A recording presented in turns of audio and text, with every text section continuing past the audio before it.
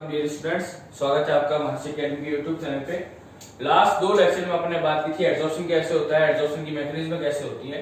आज अपने बात करते हैं टाइप्स ऑफ एडजॉर्प्शन की। तो देखो, टाइप्स ऑफ एडजॉर्प्शन, एडजॉर्प्शन को फर्दर दो क्लासेस में डिवाइड करते हैं। पहला होता है फिजिकल एडजॉर्प्शन, दूसरा होता है केमिकल एडजॉर्प्शन। फिजिकल एडजॉर्प्शन और केमिकल एडजॉर्प्शन 12th के पॉइंट ऑफ व्यू अगर आप देखोगे तो इनमें डिफरेंस पूछे जाते हैं कि फिजिकल एडजॉर्प्शन और केमिकल एडजॉर्प्शन में डिफरेंस बताओ। फिजिकल एडजॉर्प्शन का दूसरा नाम होता है फिजिसॉर्प्शन और केमिकल एडजॉर्प्शन का दूसरा नाम होता है केमिसॉर्प्शन। फिजिकल एडजॉर्प्शन बात करें अगर फिजिकल एडजॉर्प्शन की, फिजिकल एडजॉर्प्शन क्या होता है, तो फिजिकल एडजॉर्प्शन देखो, molecules are held by weak van der Waals force. Weak van der Waals force का मतलब जो सरफेस होगी और जो मॉलिक्यूल आके उस सरफेस पे एब्जॉर्ब होगा, इनके बिटवीन जो फोर्स रिएक्ट होगा, मींस इनके बिटवीन जो फोर्स लगेगा वो होगा weak van der Waals force. Weak van der Waals force होने की वजह से इनके बिटवीन बॉन्ड इतना स्ट्रांग नहीं होगा, तो मॉलिक्यूल्स और सरफेस के बिटवीन क्या होगा, molecules are held by weak van der Waals force. Physical adsorption में सबसे इंपॉर्टेंट बात होती है कि सरफेस और मॉलिक्यूल्स के बिटवीन कौन सा फोर्स होगा, weak van der Waals force. वही बात करें केमिकल एडजॉर्प्शन की, कि केमिकल एडजॉर्प्शन में क्या होता है, molecules are held by strong chemical force. Means surface और मॉलिक्यूल के बिटवीन क्या होगा, स्ट्रांग केमिकल बॉन्ड होगा। अगर बात करें फिजिकल एडजॉर्प्शन में weak van der Waals force apply हो रहा है, तो इसके लिए एनर्जी की भी वैल्यू क्या होगी, कम होगी। एनर्जी भी क्या होगी, कम रिलीज होगी। और वहीं केमिकल एडजॉर्प्शन में स्ट्रांग केमिकल बॉन्ड फोर्स है, तो एनर्जी भी क्या होगी, ज्यादा रिलीज होगी। सेकंड, अगर आपने बात करें एंथैल्पी ऑफ एडजॉर्प्शन कि एडजॉर्प्शन की एंथैल्पी क्या होगी, तो एंथैल्पी जो फिजिकल एडजॉर्प्शन है उसके लिए एंथैल्पी होगी लो। फिजिकल एडजॉर्प्शन के लिए एंथैल्पी की वैल्यू होगी लो, वहीं केमिकल एडजॉर्प्शन के लिए एंथैल्पी की वैल्यू होगी हाई।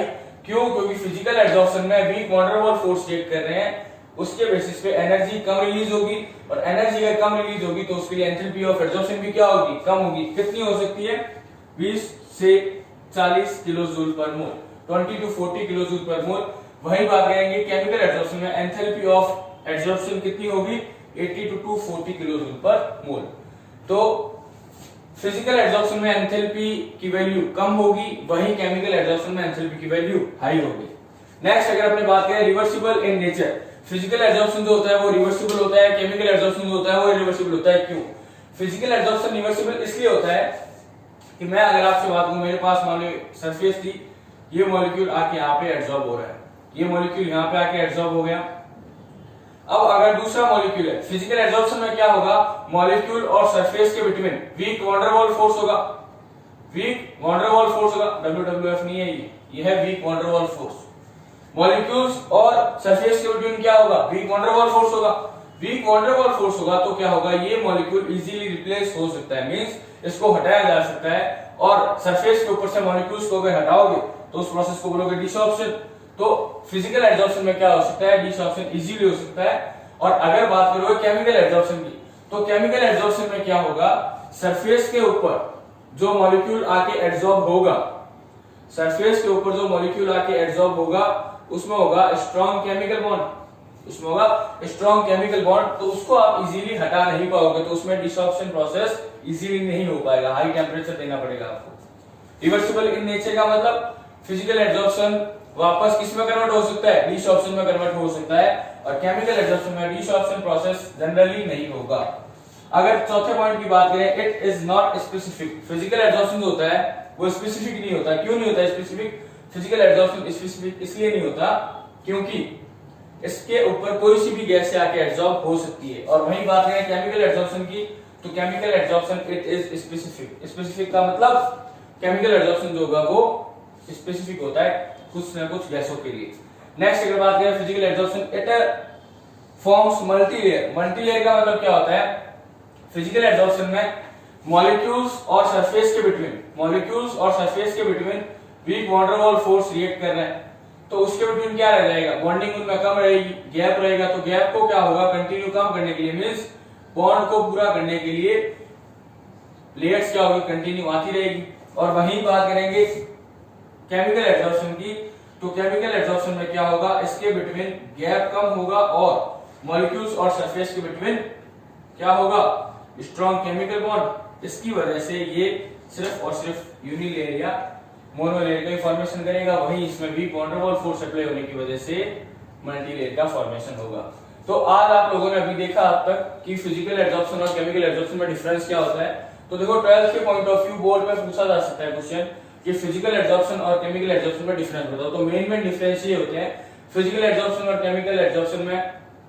पहला डिफरेंस होता है molecules are held by van der Waals force, कि फिजिकल एब्जॉर्प्शन में क्या होंगे, मॉलिक्यूल्स के between van der Waals force होगा, वहीं केमिकल एब्जॉर्प्शन में क्या होगा, स्ट्रॉन्ग केमिकल बॉन्ड फोर्स होगा। दूसरी बात करोगे एंथैल्पी की, फिजिकल एब्जॉर्प्शन में पहले से ही मॉलिक्यूल्स और सरफेस के बिटवीन क्या है, weak van der Waals force है, इसलिए इसमें एंथैल्पी की वैल्यू क्या होगी, कम होगी। कितनी होगी, 20 से 40 किलोजूल पर मोल। वहीं केमिकल एब्जॉर्प्शन में स्ट्रॉन्ग केमिकल बॉन्ड फोर्स है, तो एंथैल्पी की वैल्यू क्या होगी, ज्यादा होगी। कितनी होगी, 80 to 240, 80 से 240 किलोजूल पर मोल। तीसरी अगर बात करोगे reversible in nature, reversible in nature क्यों हो रहा है, क्योंकि बॉन्ड और सरफेस, जो बॉन्ड बन रहा है सरफेस और मॉलिक्यूल्स के बिटवीन, उसमें क्या है, बहुत वीक फोर्स है। बहुत वीक फोर्स होने की वजह से क्या होगा, दूसरे मॉलिक्यूल्स आके उसको हटा सकते हैं, या एब्जॉर्प्शन का उल्टा डिसॉर्प्शन प्रोसेस हो सकता है, इसलिए क्या होगा, रिवर्सिबल होगा। वही बात करेंगे केमिकल की, तो केमिकल में क्या होगा, इरिवर्सिबल होगा। क्यों, क्योंकि केमिकल एब्जॉर्प्शन में strong chemical bond force apply हो रहा है। इट इज नॉट स्पेसिफिक, मतलब कि फिजिकल एब्जॉर्प्शन में कोई सी भी गैसेस आके क्या हो सकती है, एब्जॉर्ब हो सकती है। केमिकल एब्जॉर्प्शन क्या होता है, केमिकल एब्जॉर्प्शन की नेचर होती है स्पेसिफिक। लास्ट बात करें, इट फॉर्म्स मल्टीलेयर। मल्टीलेयर आप लोगों ने देखा कि कैसे मल्टीलेयर का फॉर्म होता है, और it forms monolayer. Strong chemical bond force होने की वजह से ये क्या होगा, फर्स्ट स्टेप में, मींस इसकी जो सारी की सारी वैलेंसीज होंगी वो फर्स्ट स्टेप में ही कंप्लीट हो जाएंगी। फर्स्ट स्टेप में कंप्लीट का मतलब आप कह सकते हो कि जो इसको नीड है वो पहले स्टेप में पूरी हो जाएगी, ना कि इसको मल्टीलेयर बनाने की जरूरत पड़ेगी। तो अभी आप लोगों ने देखा कि टाइप ऑफ एब्जॉर्प्शन कैसे होता है, फिजिकल एब्जॉर्प्शन और केमिकल एब्जॉर्प्शन। अब अपनी बात करेंगे फैक्टर्स अफेक्टिंग एब्जॉर्प्शन, कि एब्जॉर्प्शन को कौन कौन से फैक्टर, एब्जॉर्प्शन को कौन कौन से फैक्टर, अपनी बात करते हैं फैक्टर्स अफेक्टिंग।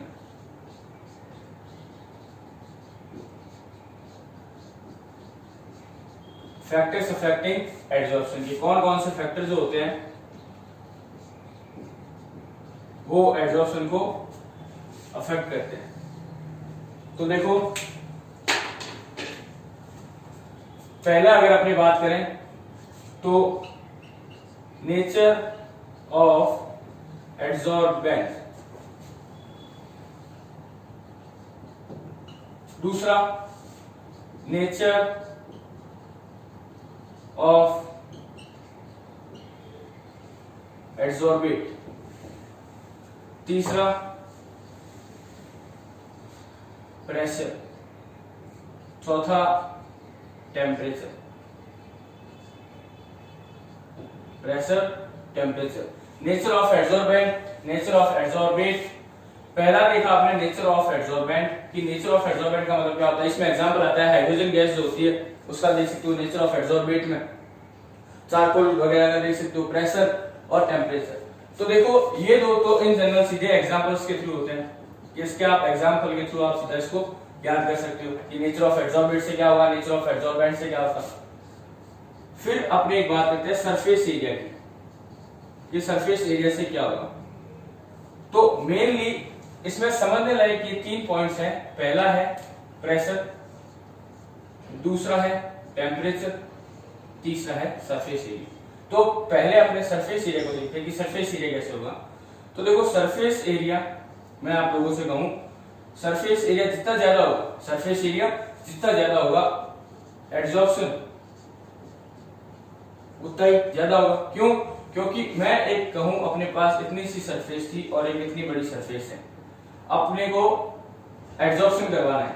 मान लीजिए मेरे पास थे 100 गैस मॉलिक्यूल्स, 100 गैस के मॉलिक्यूल्स थे, इसको यहाँ पे और यहाँ पे इन दो सरफेस पे क्या करवाना है, एब्जॉर्ब करवाना है। तो जिसका सरफेस एरिया ज्यादा होगा उस पर एब्जॉर्प्शन भी क्या होगा, ज्यादा होगा। और अगर बात करें कि कैटलिस्ट पाउडर फॉर्म में, कैटलिस्ट कौन सी फॉर्म में है, पाउडर फॉर्म में,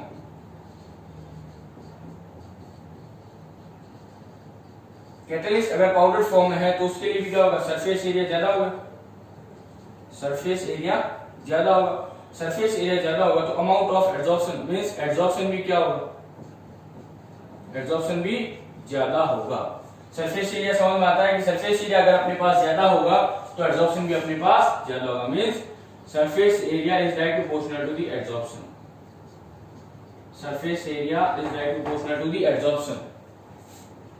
फिर अगर बात करें प्रेशर की कि प्रेशर से कैसे डिफाइन होता है, तो फिजिकल और केमिकल दोनों टाइप के एब्जॉर्प्शन, फिजिकल और केमिकल दोनों टाइप के एब्जॉर्प्शन, सरफेस एरिया जितना ज्यादा होगा एब्जॉर्प्शन भी उतना ज्यादा होगा, means surface area is proportional to the absorption. अब अगर आपने बात करें प्रेशर की कि प्रेशर से कैसे डिफाइन होगा, तो फिजिकल एब्जॉर्प्शन और केमिकल एब्जॉर्प्शन इन दोनों में डिफरेंस के अकॉर्डिंग अगर आपने बात करें प्रेशर की कि प्रेशर अगर ज्यादा होगा तो क्या होगा, मैं आप लोगों से कहूं कि अगर प्रेशर ज्यादा है, ये मान लो सरफेस थी और ये मॉलिक्यूल्स थे, अगर प्रेशर ज्यादा है तो गैस मॉलिक्यूल्स उस सरफेस के ऊपर ज्यादा आएंगे, उस सरफेस के ऊपर ज्यादा आएंगे तो क्या होगा, एब्जॉर्प्शन भी ज्यादा होगा। गैस मॉलिक्यूल्स ज्यादा प्रेशर जब आप लगाओगे तो सरफेस पे ज्यादा गैस मॉलिक्यूल्स आएंगे तो एब्जॉर्प्शन भी क्या होगा, ज्यादा होगा। और वही बात करेंगे टेम्परेचर की, तो टेम्परेचर पे क्या होगा, मींस प्रेशर के थ्रू अपने ये कह सकते हैं कि एब्जॉर्प्शन डायरेक्ट प्रोपोर्शनल होता है किसके, प्रेशर के, कि प्रेशर ज्यादा एब्जॉर्प्शन भी ज्यादा। अब अगर अपनी बात करें टेम्परेचर की, टेम्परेचर से क्या डिफाइन होगा, तो टेम्परेचर से क्या होगा, ये मान लो एब्जॉर्प्शन हो रखा था, अब अगर अपने इसको हीट दें, अब अगर इसको मान लो फॉर एग्जांपल हीट दिया तो ये क्या होगा, डिसॉर्प्शन प्रोसेस होगा, ये मॉलिक्यूल्स यहां से हट जाएंगे, तो टेम्परेचर बढ़ाने पे क्या होगा, एब्जॉर्प्शन कम होगा, टेम्परेचर बढ़ाने पे एब्जॉर्प्शन कम होगा, प्रेशर बढ़ाने पे एब्जॉर्प्शन बढ़ेगा, सरफेस एरिया जितना ज्यादा होगा एब्जॉर्प्शन भी उतना ज्यादा होगा। तो देखो nature of absorbent, nature of absorbent और नेचर ऑफ एब्जॉर्बेंट, कि एब्जॉर्बेट की नेचर क्या होगी, एब्जॉर्बेंट की नेचर क्या होगी, ये टर्मिनोलॉजी आप लोग सीख चुके हो। तो नेचर ऑफ एब्जॉर्बेट में आप एग्जांपल ले सकते हो H2 का, ऑर्गेनिक केमिस्ट्री में पढ़ते हो H2 का जब आप हाइड्रोजनेशन करते हो तो आप लेते हो NiPdPt, निकल प्लेटिनियम प्लेटिनियम। तो H2 गैस का एब्जॉर्प्शन किसके हो सकता है, निकल के थ्रू हो सकता है, किसकी कंपेयर में, आयरन सरफेस की कंपेयर में। और वहीं एब्जॉर्बेंट में आप ले सकते हो चारकोल का, चारकोल का ले सकते हो किसमें, SO2 गैस की कंपेयर में, O2 में ना होकर SO2 में चारकोल सरफेस का ज्यादा होगा, क्या, एब्जॉर्प्शन। तो एब्जॉर्प्शन को ये फैक्टर्स अफेक्ट करते हैं, पहला होता है नेचर ऑफ एब्जॉर्बेंट, दूसरा होता है नेचर ऑफ एब्जॉर्बेट, तीसरा होता है प्रेशर, चौथा होता है टेम्परेचर और पांचवा होता है सरफेस एरिया। अब अपने देखते हैं कि आप लोगों ने अभी तक क्या देखा, तो आप लोगों ने अभी तक देखा कि एब्जॉर्प्शन के टाइप कितने टाइप के होते हैं और एब्जॉर्प्शन को कौन कौन से फैक्टर्स अफेक्ट करते हैं। तो देखो 3 लेक्चर्स में आप लोगों ने अभी तक क्या क्या पढ़ लिया है, ये अपने थोड़ा सा रिकॉल करते हैं। तो देखो पहला आप लोगों ने पढ़ा था कि एब्जॉर्प्शन क्या होता है, एब्जॉर्प्शन क्या होता है, और इस एब्जॉर्प्शन में आप लोगों ने टर्मिनोलॉजी पढ़ी थी, कौन कौन सी, एब्जॉर्बेट और एब्जॉर्बेंट, एब्जॉर्बेट और एब्जॉर्बेंट। सेकंड टर्म आप लोगों ने पढ़ी थी एब्जॉर्प्शन, सेकंड टर्म आप लोगों ने पढ़ी थी एब्जॉर्प्शन। देखिए कंफ्यूज मत होइएगा, एब्जॉर्प्शन में आ रहा है एडी एडजॉर्प्शन, एब्जॉर्प्शन में आ रहा है एबी एब्जॉर्प्शन। इसे बोला हिंदी में क्या जाता है, अधिशोषण, इसे बोला जाता है अवशोषण। तीसरा आप लोगों ने पढ़ा था सॉर्प्शन, सॉर्प्शन में आप लोगों ने क्या पढ़ा था कि ऐसा प्रोसेस जिसमें एब्जॉर्प्शन और एब्जॉर्प्शन दोनों क्या होते हैं, साइमल्टेनियसली होते हैं, इसे हिंदी में कहा जाता है शोषण। चौथा अगर आप बात करो तो चौथा पॉइंट आप लोगों ने क्या पढ़ा था, डिसॉर्प्शन। डिसॉर्प्शन क्या होता है, reversible process of absorption, means absorption का उल्टा क्या होगा, डिसॉर्प्शन। फिफ्थ पॉइंट आप लोगों ने पढ़ा था मैकेनिज्म, मैकेनिज्म ऑफ एब्जॉर्प्शन, कि एब्जॉर्प्शन की मैकेनिज्म कैसे होती है। एब्जॉर्प्शन की मैकेनिज्म आप लोगों ने 2 टाइप से देखी थी, मींस कैसे समझाया था, पहली समझाई थी रेसिडुअल फोर्सेस, और सेकंड आप लोगों ने देखा था थर्मोडायनामिक्स के थ्रू, कि एब्जॉर्प्शन होता है वो एक्सोथर्मिक प्रोसेस होता है, साइमल्टेनियसली होता है। फिर अगर अपने बात करें तो आज के लेक्चर में आप लोगों ने देखा टाइप्स ऑफ एब्जॉर्प्शन। 6 पॉइंट की अगर बात करें तो आज आप लोगों ने देखा था टाइप्स ऑफ एब्जॉर्प्शन।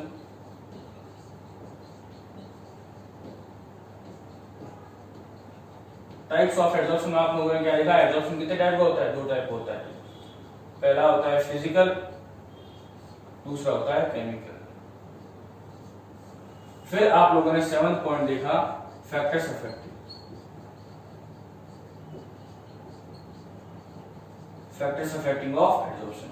एड्सॉर्प्शन को कौन कौन से फैक्टर्स अफेक्ट करते हैं, कौन कौन से करते हैं, nature of adsorbent, nature of adsorbate, pressure, temperature वगैरह।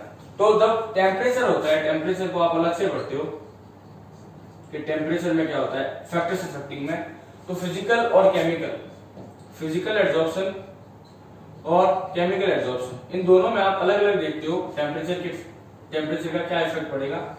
तो एक बात आप ध्यान रखिएगा, जब आप टेम्परेचर को देखिए ग्राफ प्लॉट करोगे तो बनेगा आइसोथर्म्स।